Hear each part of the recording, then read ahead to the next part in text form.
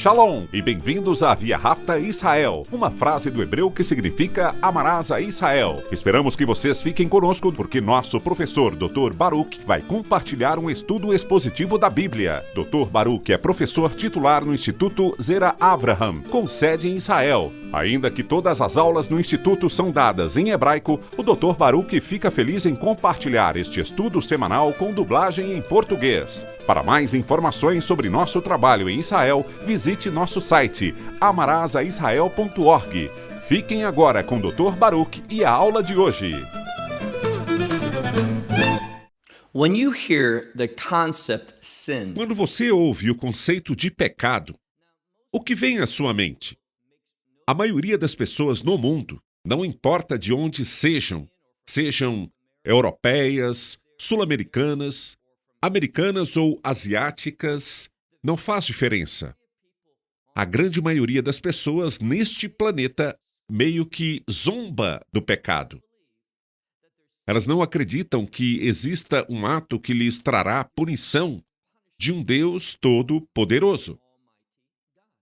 E a razão para isso é que simplesmente não acreditam num conceito de um Deus santo. O que vamos discutir hoje é muito controverso, porque as pessoas querem acreditar que são donas de si mesmas, que podem fazer o que quiserem. Claro, elas aceitam certas restrições que a sociedade impõe a todos. Mas, deixando isso de lado, acreditam que têm autoridade para fazer o que quiserem e que não sofrerão as consequências eternas dessas ações. Ou mesmo consequências, neste mundo, que são causadas por um Deus todo-poderoso. Elas simplesmente não acreditam que Deus age neste mundo. Portanto, rejeitam totalmente o conceito de pecado. Por que estamos falando disso? Porque na semana passada começamos Gênesis capítulo 3. E vimos o primeiro pecado acontecendo no mundo, especificamente no Jardim do Éden. A verdade bíblica que vamos encontrar é a seguinte: o pecado traz consequências. Cada pecado tem implicações de longo alcance. E essas consequências, essas implicações, são extremamente graves. Além disso, elas frequentemente se prolongam, durando muito mais do que imaginamos. E não só isso. As consequências e implicações de um pecado não afetam apenas o pecador e aqueles ao seu redor. Muitas vezes, o pecado afeta inocentes, pessoas que não tiveram nada a ver com o ato, mas sofrem por causa das consequências do comportamento pecaminoso de outra pessoa. E você sabe quem ama isso? Satanás. Satanás ama o sofrimento. Ele ama a tristeza, o desespero, a dor e os problemas. Por outro lado, Deus odeia todas essas coisas. Deus quer que experimentemos suas bênçãos. E a única maneira de fazermos isso é: eu sei que não é popular, mas somente obedecendo a Ele conheceremos a verdadeira bondade de Deus pessoalmente. Ou seja, nos tornaremos recipientes de suas bênçãos. Perceberemos que suas bênçãos também trazem implicações e consequências. E que seus efeitos são muito mais profundos e duradouros do que imaginamos. Muitas vezes, nossas bênçãos afetam outras pessoas sem que tenhamos consciência disso. Talvez não tenhamos tido a intenção de abençoá-las. Mas isso não deixa de ser devido à frutificação de Deus. Pois Ele não pode colher o que não semeou. Portanto, viver uma vida que o agrade é fundamental. Há uma relação intrínseca entre agradar a Deus e viver em obediência à sua palavra. Na semana passada, vimos algo muito importante. O pecado é, na verdade, o resultado da desobediência à palavra de Deus. O que quero dizer é, a palavra de Deus, as Escrituras, é muito, muito, muito importante.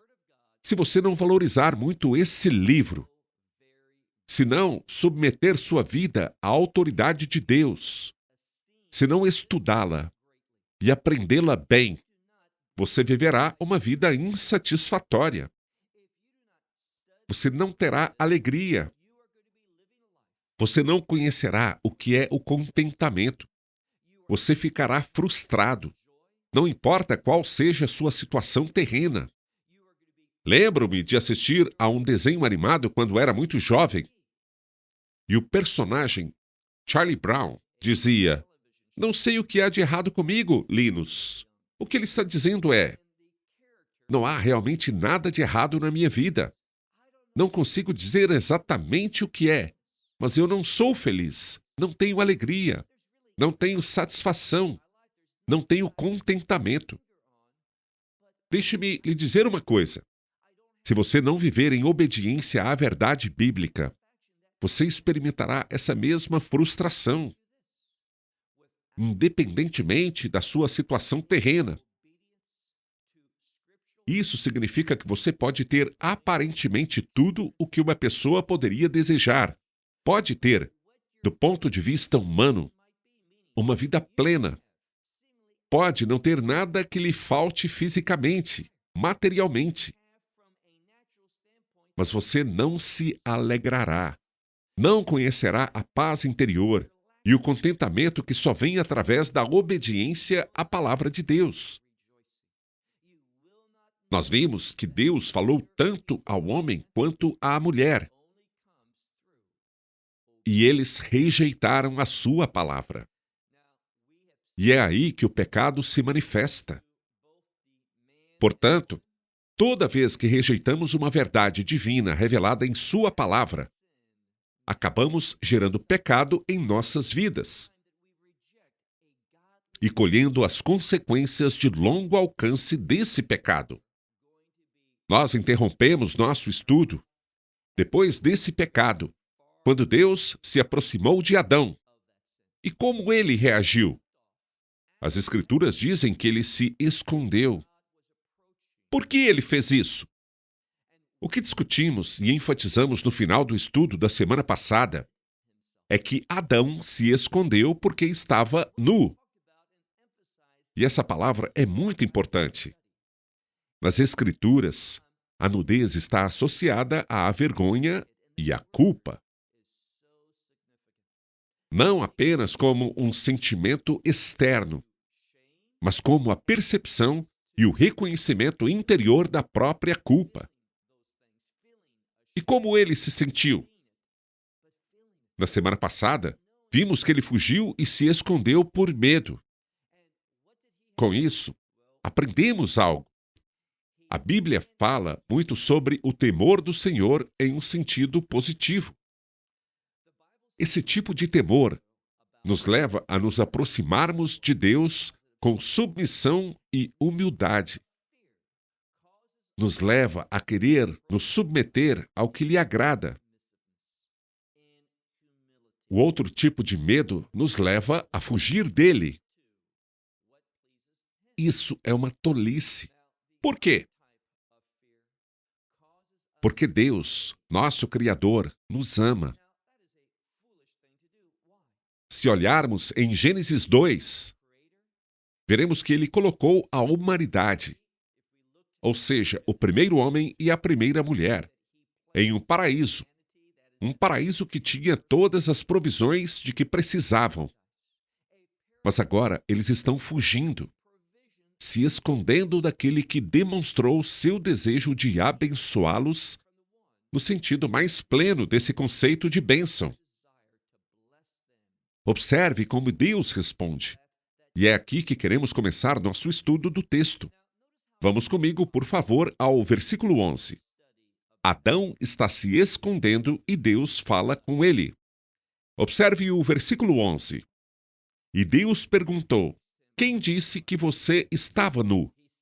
Note que ele não espera uma resposta, porque Deus sabe a resposta para todas as perguntas. Então, Deus perguntou: quem disse que você estava nu? E o que ele diz? Você comeu do fruto da árvore da qual te proibi de comer? Preste atenção aqui, pois há uma palavra muito importante. Ele diz aqui: você comeu da árvore da qual te proibi? A frase da qual te proibi, embora tenha 4 palavras em português, é apenas uma palavra em hebraico. Dentro dessa palavra encontramos a palavra proibir. Vamos aprender uma coisa. Os mandamentos de Deus são bons. De fato, Paulo diz que são bons. Eles são sagrados. Tem um propósito positivo por trás deles. Portanto, se você não acredita que os mandamentos de Deus são bons, todos eles, então você deveria simplesmente parar de ouvi-los e seguir outro caminho em sua vida. Porque você nunca vai crescer e amadurecer espiritualmente. Você não vai ouvir a voz de Deus. Ele não vai te guiar e te conduzir para onde você precisa estar, a menos que você afirme que o bom Deus dá bons mandamentos. Somente através da obediência à sua palavra que você conhecerá a riqueza da sua bênção. E eu não estou falando aqui sobre salvação. Os mandamentos de Deus não têm nada a ver com a experiência da salvação. Mas aqui está o ponto principal. Depois de já termos sido salvos pela graça de Deus, por meio do seu dom gratuito, o sangue do Messias derramado em nosso favor para a remissão dos pecados, os mandamentos de Deus tornam-se vitais na vida do crente, para que possamos nos submeter e obedecer à sua verdade. Veja só, biblicamente, há uma relação entre os mandamentos e a verdade de Deus. Os rabinos sabiam disso, os antigos, e é por isso que, quando alguém abençoa a Torá antes e depois de lê-la, há uma declaração dizendo que a Torá é Torá Ebet, ou seja, é a Torá da verdade. Portanto, se não entendermos a verdadeira natureza dos mandamentos de Deus, perderemos todas as bênçãos que Ele deseja que recebamos. E Deus perguntou: você comeu do fruto da árvore da qual te proibi de comer? Há algo muito importante aqui. Deus chama esse fruto de alimento, usando a mesma origem da palavra oreo, que significa comida. Precisamos entender que só porque algo é comestível não significa que devemos consumi-lo.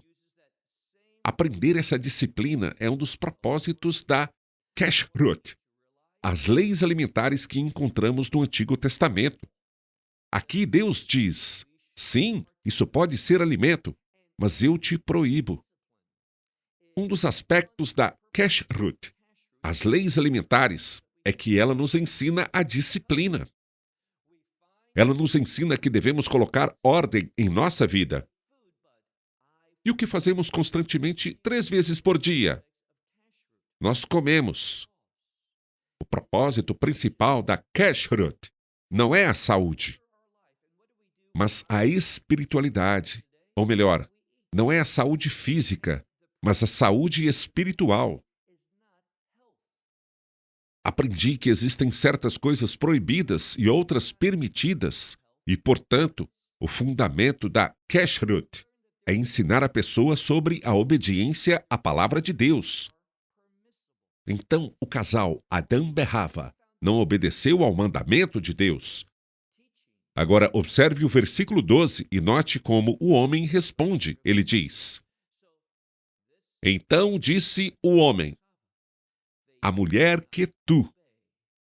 E vem a seguir a palavra Natan, em hebraico. Uma forma diferente aqui, a mulher que. Literalmente temos que dizer que tu me deste por companheira. Então, observe o que Adão está fazendo. Ele está dizendo: sabe, Deus, ele vai admitir que comeu aquele fruto, mas omite isso no final do versículo. Sua declaração termina com a afirmação: sim, eu comi. Mas no início ele diz: sabe, Deus, esta mulher que tu me deste por companheira, ela me deu o fruto e eu comi. Agora, há algo muito importante no texto hebraico. A palavra usada para tu me deste e ela lhe deu, o termo deste e o termo deu são a mesma palavra em hebraico. Latet, no infinitivo. E por que isso é importante?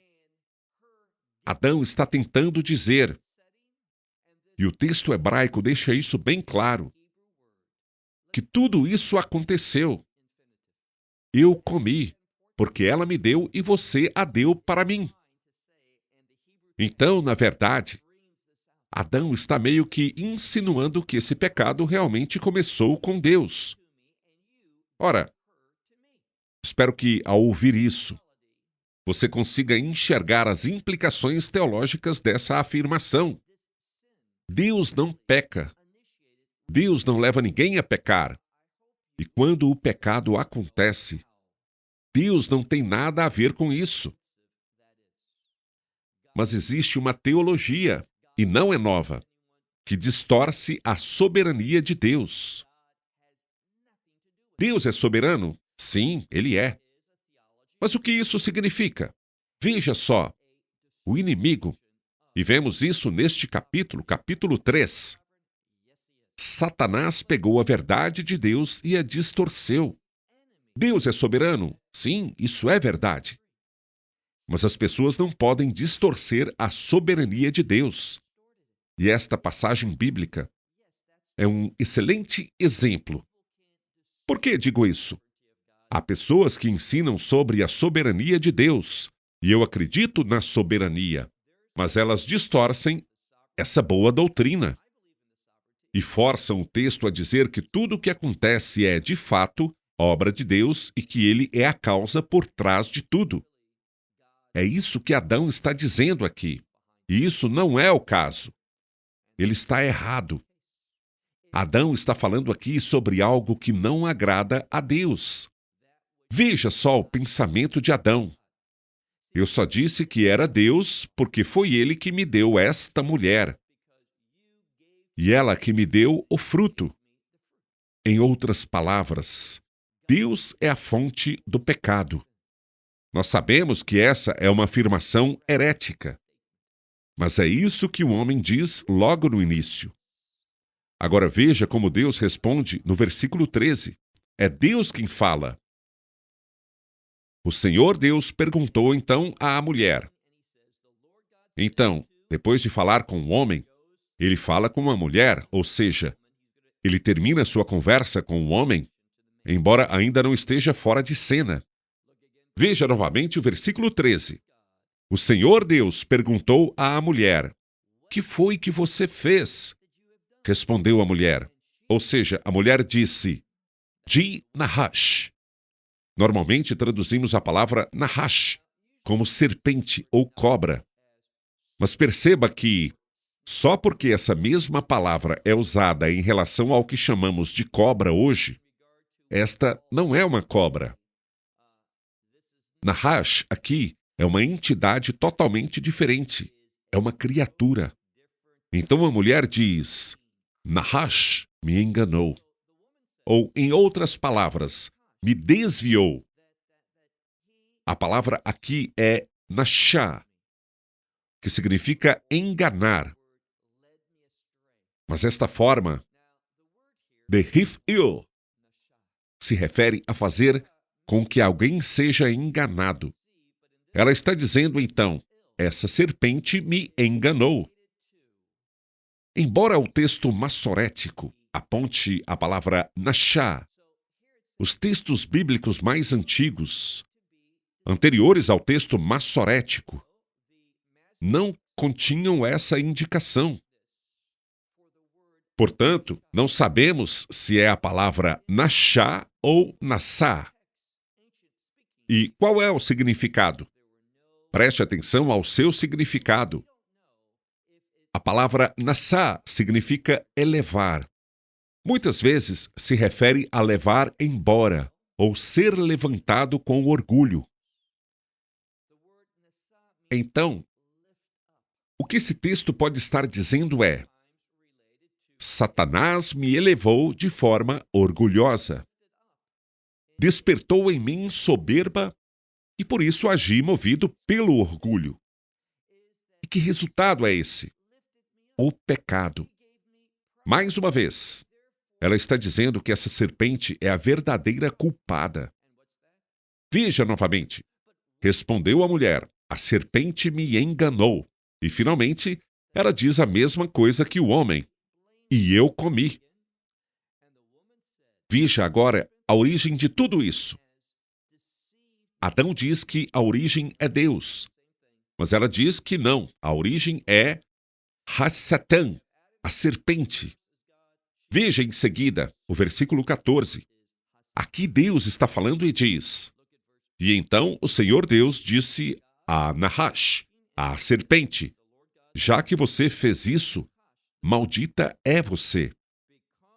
De uma coisa sabemos: Satanás é a raiz de todo o pecado. E qual é a consequência do pecado? Ou seja, o que podemos dizer em essência sobre o pecado? Ele traz maldições. O que Deus quer? Ele quer abençoar. E o que Satanás quer? Ele quer amaldiçoar. A bênção vem da obediência e a maldição vem da desobediência. Este é um princípio simples e não pode ser negado se você confiar na verdade das Escrituras. Então Deus diz à serpente: já que você fez isso. Ele sequer faz alguma pergunta à serpente, porque Deus já sabe. Já que você fez isso, maldita é você entre todos os rebanhos domésticos e entre todos os animais do campo. E observe que tivemos as primeiras consequências. Diz aqui, sobre seu. A maioria das Bíblias traduz como ventre, o que está correto. Mas a raiz desta palavra significa curvar-se. O que a passagem está tentando dizer é que isso acontece por meio da obediência. E Paulo apresenta isso como uma afirmação factual. Paulo diz que, quando você anda com Deus em obediência, você está em um caminho ascendente, um caminho para cima.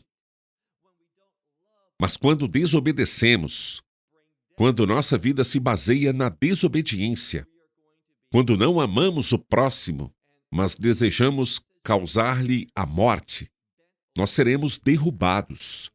É isso que ele diz. Então, quando ele diz, quando você estiver sobre o seu ventre, você se curvará. Por isso, você não vai, o quê? Ser levantado por Deus, mas sim derrubado. Continuando, ele diz: sobre o seu ventre andará, e afar. Por que uso o hebraico para descrever a palavra afar, que significa pó? Bom, essa palavra aparecerá várias vezes nos próximos versículos, e não é uma palavra hebraica nova para nós. Quando Deus formou o homem, no início de Gênesis, capítulo 2, ele o formou do afar, do pó. E aprenderemos que o homem retornará ao afar, ao pó. Aqui está o que encontramos. Antes de Deus soprar o espírito da vida no homem, que ele formou do pó, do afar, como ele estava? Morto. E quando o homem por fim morrer, e seu espírito se separa do seu corpo, ele retornará, como veremos neste capítulo, ao pó. Portanto, a palavra afar se refere à morte. É aquilo que está separado do espírito da vida. A maldição que Hassetã, Satanás, receberá é esta. Ele caminhará. Observe o que a passagem diz. Você andará sobre o seu ventre e comerá afar, ou seja, comerá pó. Podemos dizer que o resquício da morte será, não quero dizer sustento, mas sua comida, aquilo que você comerá todos os dias da sua vida. Satanás aqui tem um propósito final. Ele não será eterno, porque Deus disse, todos os dias da sua vida. Então, Satanás está associado ao resultado, às consequências da morte. Agora, prossigamos para o versículo 15, ainda falando com Satanás. Porém, inimizade entre você, isto é, entre Satanás e entre a mulher. Não é interessante que ele diz entre você e a mulher? E por que não disse com o homem? Esse fato tem implicações teológicas significativas. Quero fazer uma pequena pausa, pois neste estudo começaremos a abordar algo que não é realmente apreciado pela maioria das pessoas, mesmo dentro do corpo de crentes hoje. Na verdade, cada vez mais descobrimos que essa posição está sendo atacada. E o problema é que não queremos que Deus seja Deus. Em outras palavras, não queremos aceitar o juízo de Deus, nem as consequências que Deus estabeleceu para o nosso comportamento. Deus vai falar aqui muito claramente. E pode não ser politicamente correto. Pode não ser o que queremos ouvir. E daí? Nós deveríamos ouvir a verdade de Deus. Só porque não agrada a nossa carne ou não concorda com o nosso intelecto, isso não significa que esteja errado ou deva ser rejeitado. Cada vez mais, recebo e-mails sobre essa questão. Cada vez mais, vemos isso sendo violado na sociedade. E quando digo sociedade, me refiro à comunidade de fé. E qual será o resultado? Bem, o resultado será uma igreja apóstata. Sobre o que estou falando?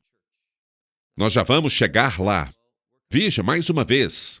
Ele diz aqui, é Deus quem fala.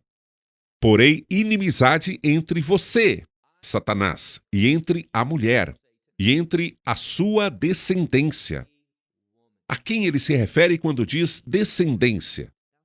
Bem, podemos traduzir essa palavra como demônios, ou podemos dizer os seguidores de Satanás. Agora, aprenda outro princípio, que não é politicamente correto, que diz o seguinte: se você não for seguidor de Yeshua, você está sendo influenciado pelo inimigo e está seguindo os planos dele para a sua vida, e não a vida de Deus. Quero afirmar outra coisa muito importante. No momento, estou ouvindo uma pessoa falando sobre uma série. E, basicamente, ele apresenta essa série por conta própria. É assim que ele a intitula. Como conseguir o que você quer. A premissa dele é que, na verdade, o que você realmente deseja é o que Deus deseja. Bem, essa afirmação não é verdadeira, porque, no fundo, uma pessoa não regenerada não deseja os propósitos de Deus. Aliás, uma pessoa não regenerada, ou seja, uma pessoa insegura, não encontrará a vontade de Deus, não desejará a vontade de Deus. Preste atenção. O que essa pessoa está dizendo é: a vontade de Deus é o que é realmente melhor para uma pessoa, e no final, você deseja o que é verdadeiramente melhor para você. O problema é que essa pessoa está nas trevas, e há um grande erro nessa teoria, que é o seguinte: ele vai dizer, Se você não segue Yeshua, tudo bem por enquanto.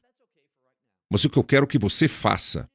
As Escrituras, sabe, ele diz, tem alguns bons princípios. Então, por que você não percebe que há sabedoria neste livro?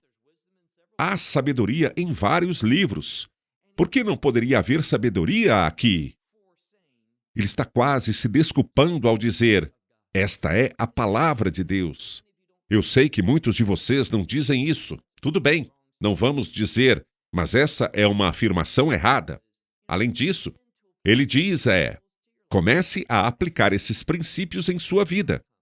E você ficará tão impressionado com os resultados que, mais tarde, você poderá se tornar seguidor de Yeshua. O problema é que alguém não consegue aplicar a verdade bíblica à sua vida na carne.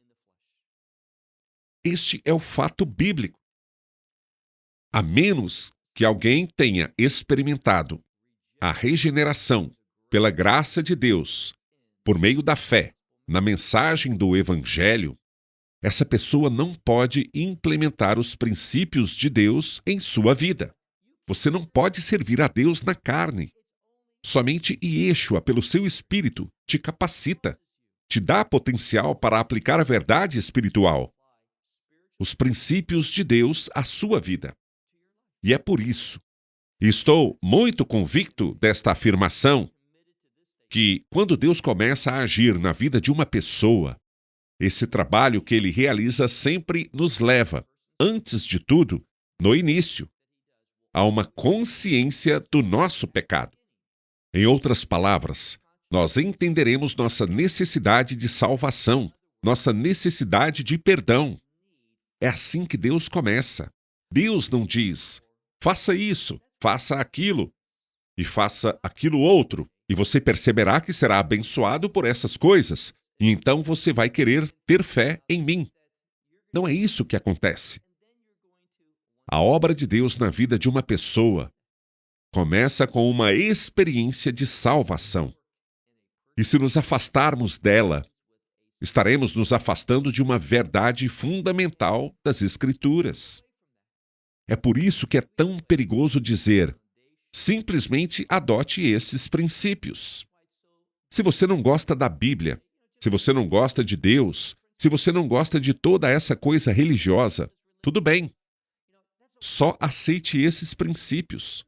Você não precisa saber de onde eles vêm. Apenas aceite-os. E as coisas correrão bem em sua vida. Isso não é verdade. Você precisa se tornar um crente primeiro. É aí que a espiritualidade começa.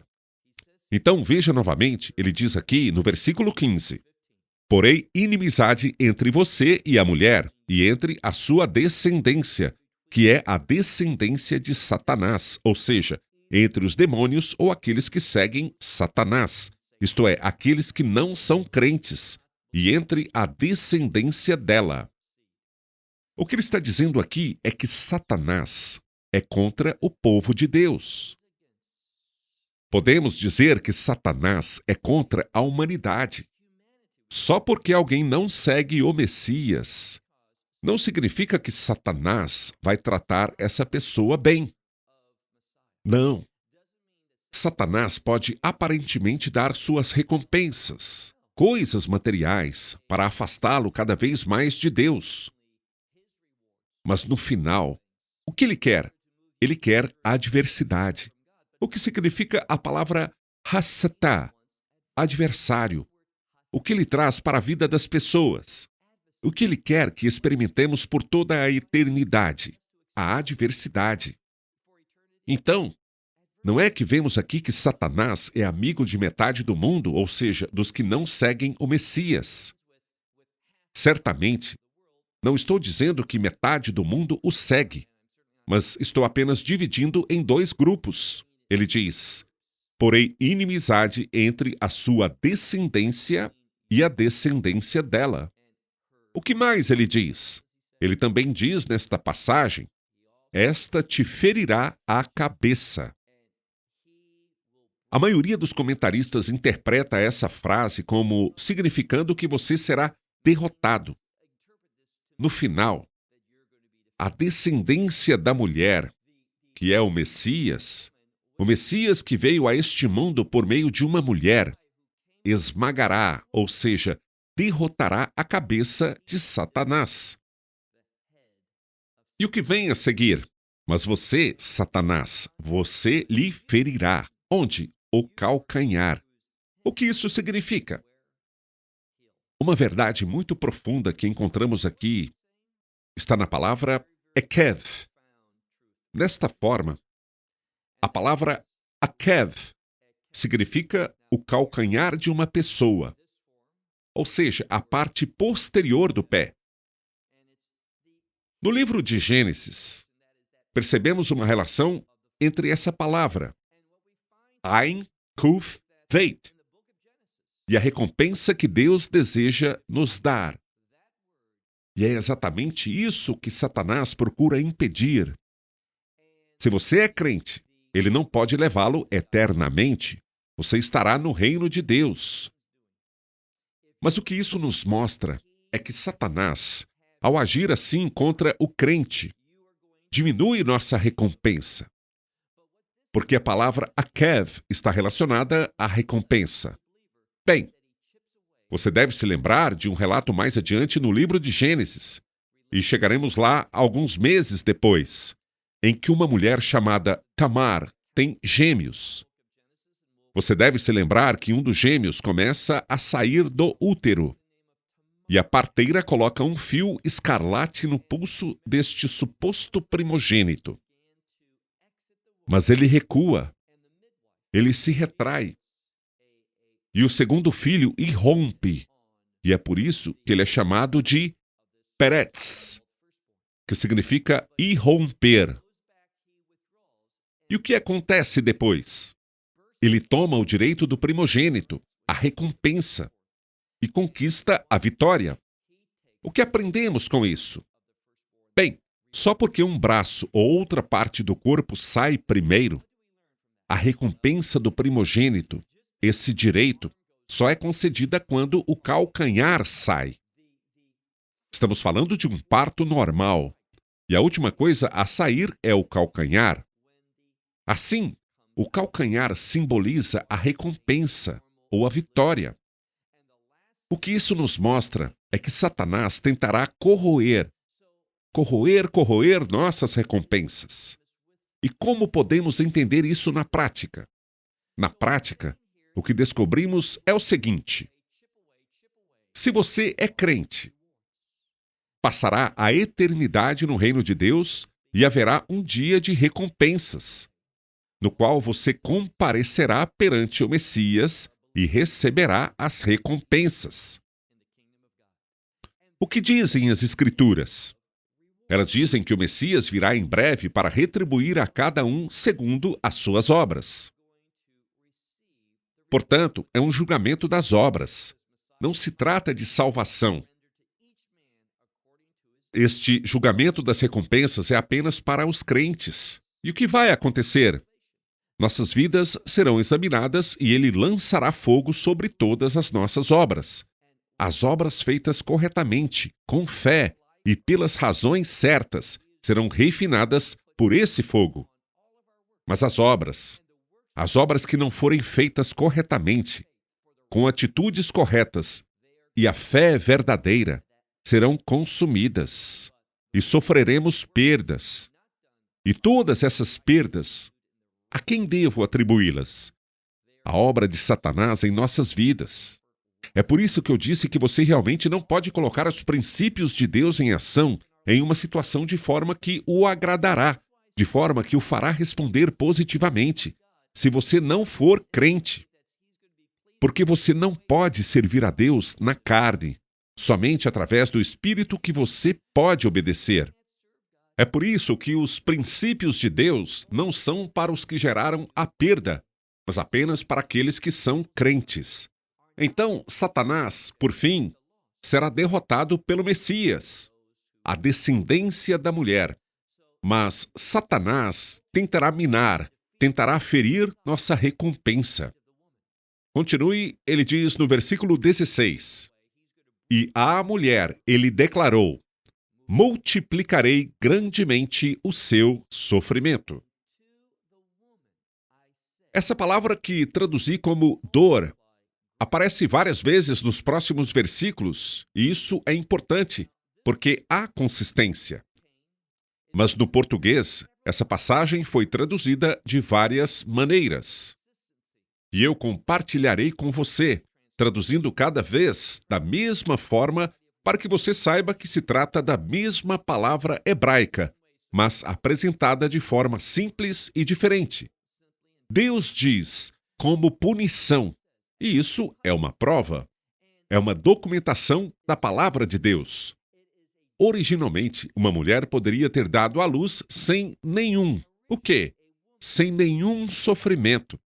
Mas por causa do seu pecado, uma das consequências, e Satanás teve consequências, ele será derrotado e experimentará a morte todos os dias da sua vida. Os resíduos, os efeitos, o resultado da morte. E a mulher terá dores para dar à luz. O seu sofrimento será multiplicado grandemente nas dores do parto. Diz o versículo 16.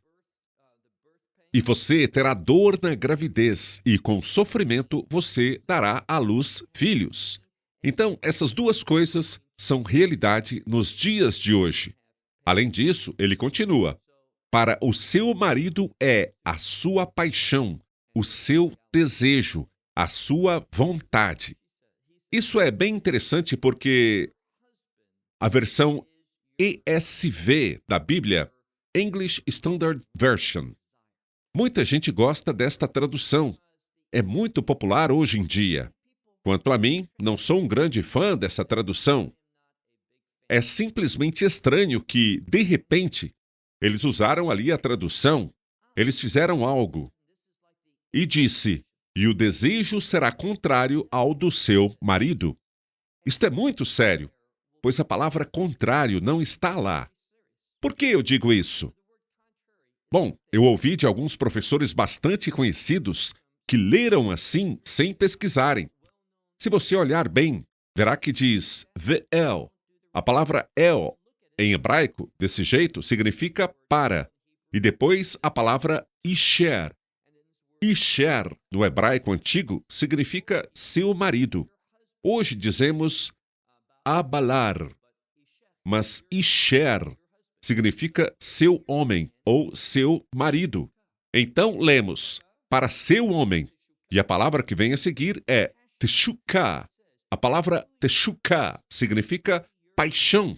Então está escrito: para o seu marido será sua paixão ou o seu desejo. Agora, por que isso é uma maldição? Bem, ele está dizendo aqui qual será o resultado. Em vez de escolher livremente, você acabará naturalmente sob a autoridade dele, ao invés de optar por estar sob Deus. E qual será o resultado? Você não o escolherá. Isso será simplesmente o que acontecerá. Além disso, ele diz, e ele te dominará. Preste atenção, isso é muito importante. A palavra mashal é a mesma palavra que obtemos da palavra manshalá, governo. Então é por isso que é governar, dominar.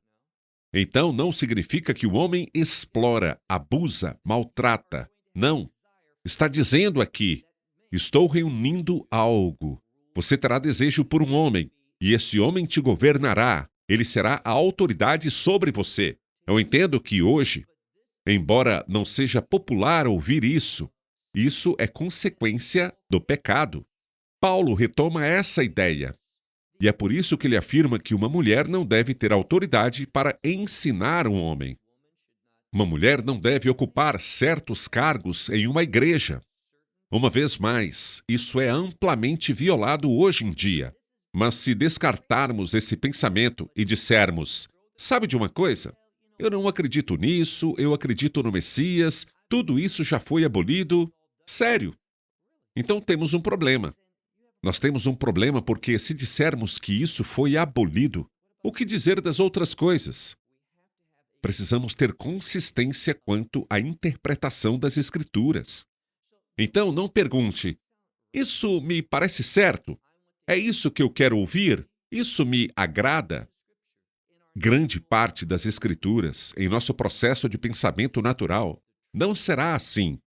Mas essa é a verdade de Deus. E a afirmação, Teshukah, é muito importante porque é uma paixão, um desejo. A mulher vai querer um homem para governá-la. E é somente quando ele o faz de forma correta, justa e sob a autoridade de Deus que o verdadeiro amor virá como resultado. Não é ruim que ela deseje um marido. O que ele está dizendo aqui é: estou estabelecendo uma ordem que, na carne, bem, as pessoas podem não gostar, mas esta é a minha ordem, e só quando for aceita. Veja, Deus está colocando outras coisas em ordem como consequência desse pecado. E o que mais ele diz aqui? Veja o versículo 17. Finalmente, ele trata do homem e diz: E ao homem declarou: visto que você deu ouvidos à sua mulher. Aqui, novamente, vemos algo. Isso também tem implicações sobre por que uma mulher não deve ensinar a um homem. Visto que você deu ouvidos à sua mulher e comeu da árvore. E porque você comeu da árvore, cujo fruto eu ordenei que não comesse. Ele diz: maldita é a terra. Agora, lembre-se, isso é muito importante. A palavra para homem é Adam. A palavra para terra é Adamá. Deus amaldiçoa Satanás, mas Deus amaldiçoa o homem? Ele não amaldiçoa o homem pessoalmente. Ele amaldiçoa a terra da qual o homem veio. E qual é o resultado disso? Ele diz: maldita é a terra para você. Isso é estranho. Não diz por causa de você, diz para você.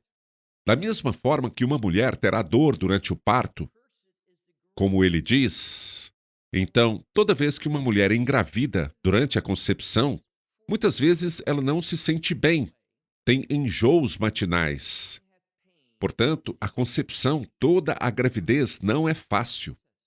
E o parto também, quando começa, é bem doloroso. O que isso significa? Significa que é verdade. Aqui diz que o que Deus disse deve servir de lembrete para a mulher toda vez que ela engravidar e der à luz. Isso deve lembrá-la de que isso é verdade.